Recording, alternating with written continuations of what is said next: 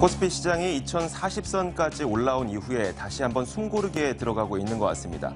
이쯤 되니까 많은 분들이 궁금해하고 있죠. 코스피가 추가 상승을 할 수 있을 것인가? 아니면 우리가 과거에 계속 경험을 해왔던 것처럼 다시 한번 코스피는 박스권 안에 갇힐 것인가? 자, 그래서 제가 오늘은 여러분들에게 코스피가 추가적으로 상승할 수 있다고 전망하는 근거들과 혹은 박스권에 갇힐 것이라고 전망하는 근거들을 비교해 드릴 겁니다. 비록 전망에 대한 결론을 내려드리지 못한다는 점은 양해를 부탁드리도록 하겠습니다. 자, 먼저 코스피가 추가적으로 상승할 수 있을 것이라고 전망하는 근거, 첫 번째 근거는 바로 이겁니다. 주요국들이 돈을 풀고 있다는 것이죠.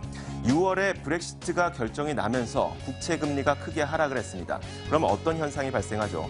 국채금리가 하락하면서 주식에 대한 매력도가 높아지게 됩니다. 자, 이런 가운데서 주요국들은 경기 부양책을 내놓고 있죠. 그렇게 된다면 돈이 많이 풀리게 될 것입니다. 즉, 유동성이 확대된다는 것이죠. 그러면 이 돈들이 과연 어디로 흘러갈 것인지를 고민을 해보게 된 겁니다. 물론 세계 전역으로 흘러 들어가겠지만 그런 가운데서도 신흥국이나 혹은 선진국보다 약 20에서 50%가량 할인된 한국 증시로 들어오지 않을까라고 이야기가 나오고 있는 겁니다. 이것이 바로 코스피가 추가적으로 더 갈 수 있다고 전망하는 첫 번째 근거였고요. 두 번째 근거는 이겁니다. 똑같은 박스권 상단이라고 하더라도 코스피 시장 안에 있는 기업들이 돈을 잘 벌 때와 돈을 잘 벌지 못할 때에는 차이가 있다는 것이죠. 그 부담의 차이가 있다는 것입니다. 코스피가 이 박스권 상단이 2040선까지 올라왔지만 이런 가운데서 코스피 시장에 입성해 있는 기업들의 영업이익이 분기 사상 최대치를 기록할 것으로 전망이 되고 있습니다. 2분기에는 40조 원, 그리고 3분기에는 41조 원의 분기 사상 최대 영업이익을 기록할 것으로 전망이 되다 보니까 똑같은 박스권 상단이긴 하지만 기업들이 돈을 못 벌 때보다 기업들이 돈을 잘 벌고 있으니까 추가적인 상승이 가능할 것이라고 보는 것이 바로 두 번째 의견입니다. 자, 이어서 세 번째 근거는 바로 이것입니다. 이익은 늘어나고 있는데 주가는 저렴해지고 있다는 것이죠. 현재 여러분들이 보고 있는 이 자료에서 지난선은 바로 EPS를 뜻합니다. 주당 순이익을 말하는 것이죠. 그러니까 한 주당 얼마나 많은 돈을 벌고 있는 것인지를 의미하는 겁니다. 자, 이 주당 순이익이 늘어나고 있습니다. 그러니까 기업들의 이익이 증가하고 있다는 것이고요. 반대로 연한색 그래프는 주가 수익 비율, 그러니까 기업들이 돈을 벌고 있는 것에 비해서 주가가 얼마나 비싸게 책정되어 있는지를 알아보는 겁니다. 그런데 이 PER이라고 하는 것이 내려가고 있습니다. 주가는 저렴해지고 있다는 것이죠. 이야기를 드렸던 것처럼 이익은 늘어나고 있는 가운데 주가는 저렴해지고 있습니다. 좋은 물건이 저렴하게 나온다면 사고자 하는 사람들이 많겠죠.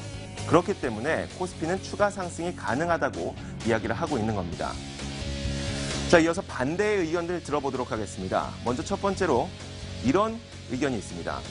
주요국들이 돈을 푼 것은 사실입니다만 이 주요국들이 돈을 풀었기 때문에 이제는 그 돈이 경기에 어떤 효과를 내는지 그 효과를 지켜봐야 된다는 겁니다. 그래서 실제로 유럽 중앙은행은 당분간 기존의 부양책을 유지할 것으로 예상한다고 얘기하고 있고요. 얼마 전에 영국의 중앙은행인 영란은행이 기대 이상의 경기 부양책을 내놓긴 했지만 이제는 그 부양책이 경제에 어떤 효과를 미치는지 그 영향을 지켜보기 위해서 당분간은 유지를 할 것이라는 얘기입니다.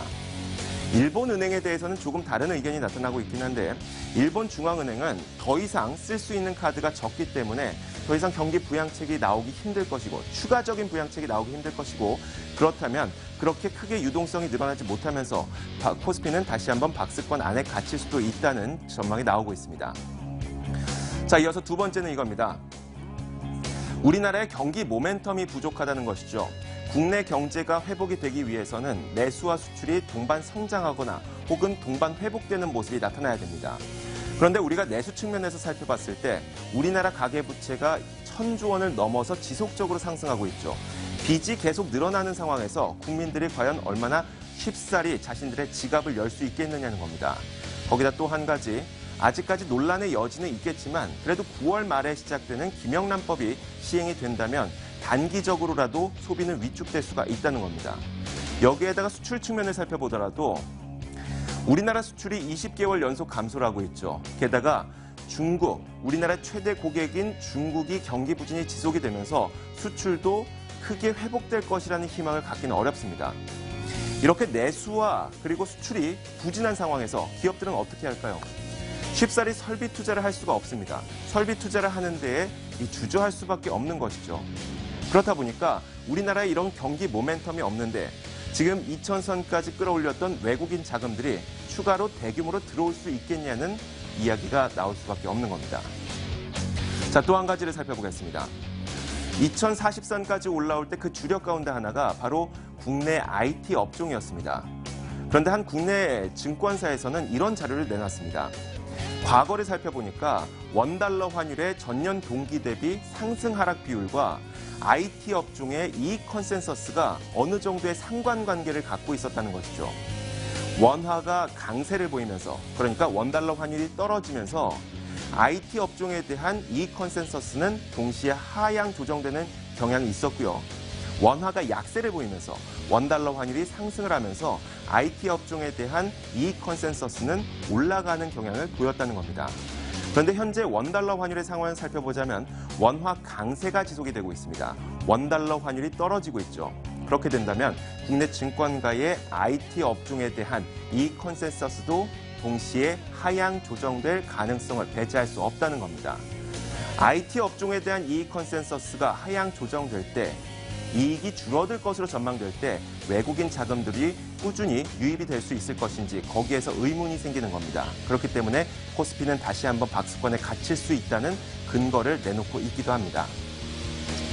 자, 오늘은 제가 여러분들에게 코스피가 추가적으로 상승할 수 있을 것인지 혹은 박스권에 갇힐 것인지 결론을 내려드릴 수는 없습니다. 하지만 그 많은 증권사들의 의견을 종합을 해보자면 기업의 이익에 초점을 맞췄던 그런 증권사들은 코스피가 추가적으로 상승할 수 있을 것이라고 전망을 많이 해놨고요. 대외적인 경기 측면에 초점을 맞췄던 그런 증권사들은 다시 한번 박스권 안에 갇힐 것이라고 전망을 하는 그런 증권사들이 많이 있었습니다. 시장을 읽는 남자였습니다.